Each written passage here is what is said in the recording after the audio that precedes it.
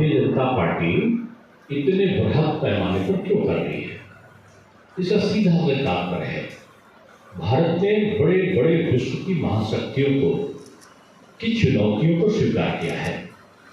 और प्रधानमंत्री ने जो नारा दिया है आत्मनिर्भर भारत, तो आत्मनिर्भर भारत की जो परिकल्पना है वो विकसित भारत को बनाने की तरफ चलने वाला एक उपक्रम है। जब तक भारत आत्मनिर्भर नहीं होगा तब तक राष्ट्र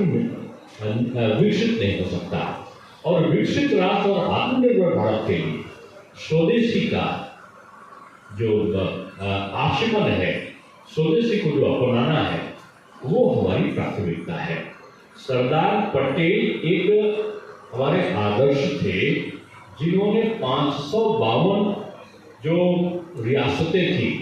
उनको मर्जर किया और उनको आपस में विलय करके एक जो बिखरा हुआ भारत था उसको उन्होंने एक भारत करने की कोशिश की। यानी एक भारत और श्रेष्ठ भारत की जो परिकल्पना है वो एक भारत और श्रेष्ठ भारत की परिकल्पना सरदार पटेल की ही परिकल्पना है, और इस परिकल्पना के माध्यम से हम अपना विकसित भारत का जो संकल्प है कि हम छेड़ेंगे नहीं, छेड़ोगे तो छोड़ेंगे नहीं, हम किसी को दबाते नहीं हैं लेकिन हम दबते भी नहीं हैं, और हम हमेशा सीखने की प्रवृत्ति पर भारत जो हमारी संस्कृति है कि हम मानव के कल्याण की बात करते हैं, लेकिन जहाँ हिंदुस्तान की बात है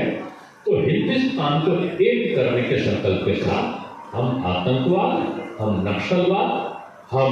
विभिन्न प्रकार के जो उन्माद फैलाने वाले प्रक्रियाएं हैं उनके खिलाफ और भ्रष्टाचार के खिलाफ एक अभियान के तौर पर लेकर और भारत को विकसित बनाएंगे।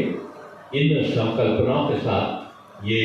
सरदार पटेल की 150वीं जयंती समारोह को हमने अभियान के रूप में लिया है, और यह अभियान हमारा 31 अक्टूबर से प्रारंभ होगा और ये 6 दिसंबर को समाप्त होगा। इसीलिए 6 दिसंबर आप जानते हो कि भारतीय जनता पार्टी की स्थापना से संबंधित है, तो ये एक लंबा चलने वाला कार्यक्रम है जो न केवल राष्ट्र को एक करेगा, आपस में जातियों के बंधन को तोड़ेगा, बल्कि श्रेष्ठ भारत बनाने की तरफ हमारा एक महत्वपूर्ण कदम होगा। आपको इजाजत है, तो लोग प्रश्न